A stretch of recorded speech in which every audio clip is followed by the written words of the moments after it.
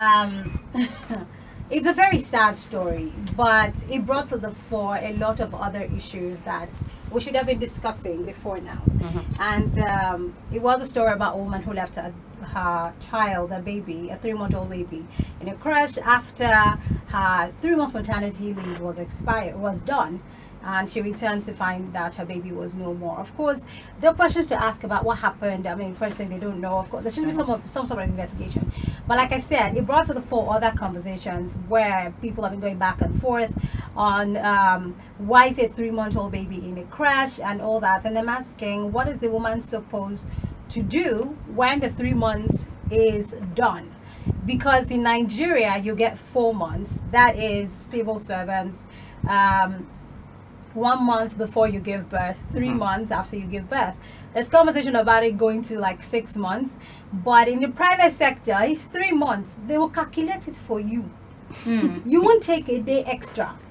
And we live in in a society where the economy is, I mean, you need 2 incomes. So yeah, you need more than 2 incomes. Actually, you need more. Just saying, right? So everybody has to pull their weight. So women are in that place where they have to work, even aside you need it for income. You also, of course, went to school. You want to have a career. Definitely. So at the end of the day, what is a woman supposed to do? How is she supposed to? I want to get your opinions first before I even dive into what a woman's supposed to do. Okay. Do you think that a child of 3 months is too small to be in a creche? I mean, that was the first question I asked you. Like, what exactly is a 3-month-old to do? I mean, in a creche? it is, how will I put it? For me, it's a bit hard because I think a 3-month-old is a bit young. However, if you have to go to work, what are your other options? Do you leave the child with your husband, who is probably going to work as well? And then for you to drop your child off at 3 months, it means that both of you have agreed on what you're going to do because we need this extra income. This is Nigeria. The economy is rubbish. So you have to look for extra source of income. So if madam is working and I'm working, we now decide that, are you going to bring a nanny? We've heard too many horror stories from nannies. And I rather, but how many people can actually also afford? No, sometimes we bring is, some sister from the village who is half-baked and doesn't know half of what you're doing. They're not educated. We don't know what diseases, I'm sorry to say, they may have come with, or little problems they may have come with, mental problems or whatever it is, and come with and all that. And sometimes we try to avoid people knowing too much about us, so we'd rather take the child, you know, go pay somebody that we know is responsible, a professional that's responsible, who will take care of us and all that. Unfortunately, in Nigeria, we don't have the right structure for a newborn, and obviously for a mom. You know, ideally at your workplaces, there should be provision for you coming in with your child. I like how you said ideally. Ideally, yeah, no, it's the ideal situation.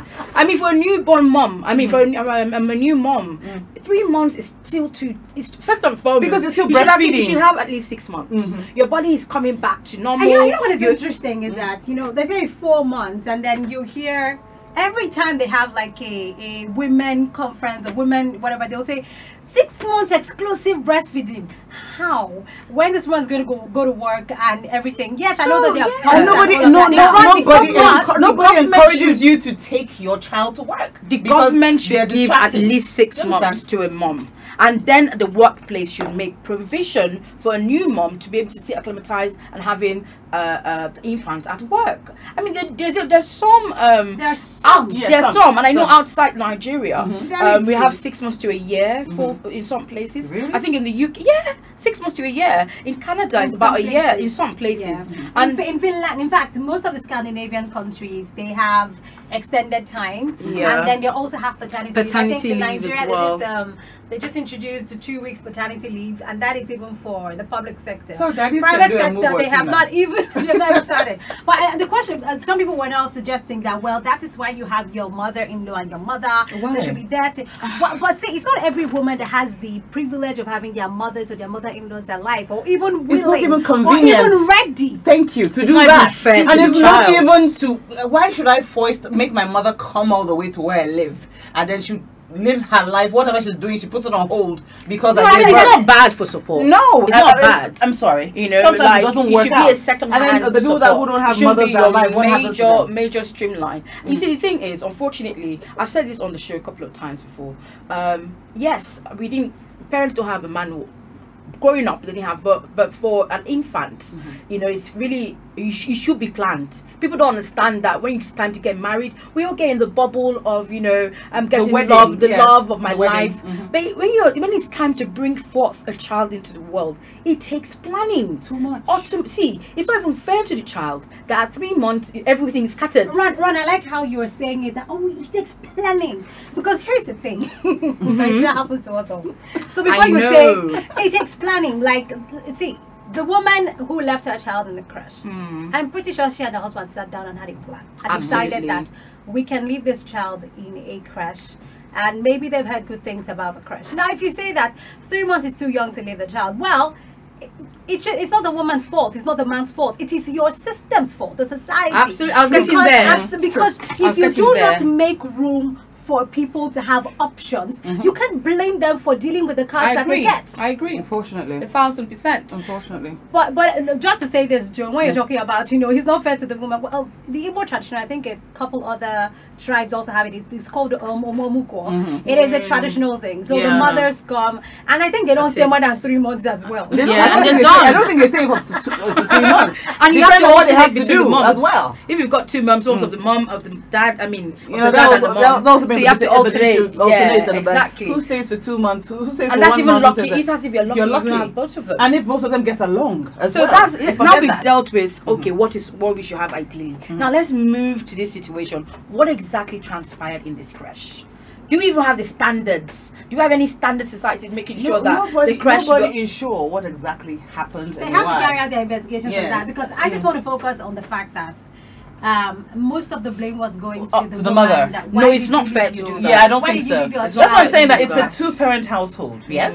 So both of you must have sat down and decided, okay, this is what we want to do because this works for me, sweetheart. You need to get your income. You need to go back to work and everything. And then, you know, the husband obviously didn't stop working when the baby was born and everything. So, you know, the extra income is needed. Especially now that there's an infant. A lot of offices look at you when they give a woman maternity leave. They think that she's going to rest. You know, I don't understand where that. Okay, I will say this. I mean, I have been a parent for a long time. There is no rest. Once you have an infant, like Ron said, if you don't plan, trust me, you're not going to sleep even at night. You're going to be up at the other times. When you run the temperature, you can't sleep.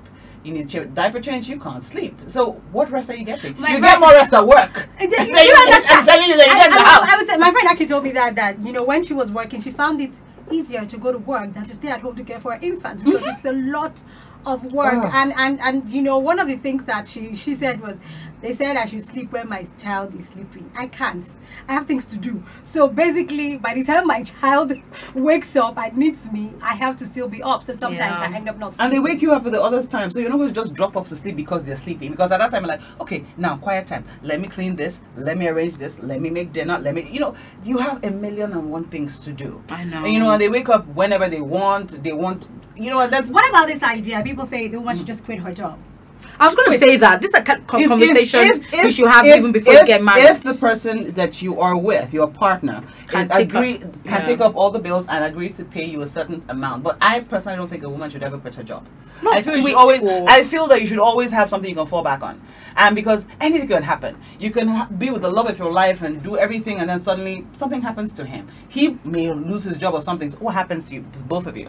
So I think that you should always have something that you are doing as a woman. And also have a good support system. Yeah, I mean, this is one of the plans. Because sometimes, but it's not everybody who is privileged. See, I like how you keep saying you're wrong, but not everybody is privileged to have a support system. There are people who are orphans. Struggling. There are people who don't have very good. See, at the end of the day, life throws things at all sorts of curveballs. So when you have that, what do?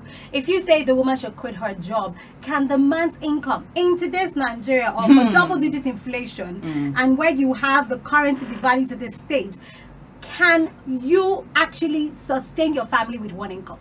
With all that is happening, you know, that's the thing. I know I can't. I don't know other people. I know I can't. It's a dilemma, honestly. It's really, really sad. It's just sad. Because the idea would be, okay, maybe take some time off, you know, for... take a year off. Yeah, take a year off. And the thing also is this. Women are also very afraid of doing this, because you take a year off. and then when you want to return to work, it feels like the world has moved. Because usually the Moved on mob from you. has actually moved on. Things are going to happen. You know, new policies will come into place in the workplace. Things will change. You'll find someone younger, smarter, fresher, who is out there and outgoing and has learned different things that you haven't learned yet. So if you take a year off, you may come back and be like, we don't really need your services, but because we like you. You know, be in the back office. That's if they wouldn't answer you. That's- Sometimes thank you have you. to start from the scratch and go to other Thank places you. and start to look for a I started job. applying for a job. I started applying. And then again. there's a time span where you're, you know, sought after and everything. After a little while, nobody really wants you. Absolutely. There's someone who's younger, like I said, someone who's, oh, I've learned new skills and I'm going to do Vibrant. this. Thank you. That's the word. It's very sad They're that you know, gingers. she had to lose that child. that baby we have to take a very short break. We'll Okay. return. We'll continue, and then I'll start taking the calls as well. Stay with Classic FM. It's the Amazon Lounge celebrating International Women's Day on Classic FM 94.3 Abuja, the station that plays every song you know. And of course, I have Joan and Ron here helping me out in this conversation. Stay with Classic FM.